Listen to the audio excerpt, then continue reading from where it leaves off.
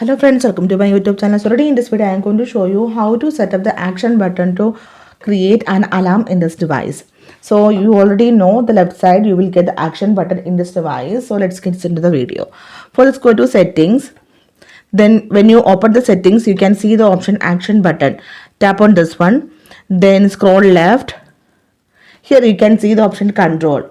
Tap on the option choose a control. Okay, then here you can see the option alarm. Tap on this one.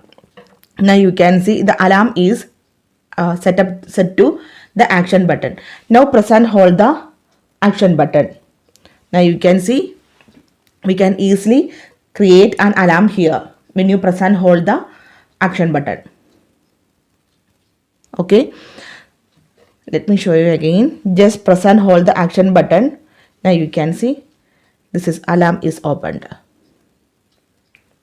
So simply in this way we can set up the action button to open the alarm in this device.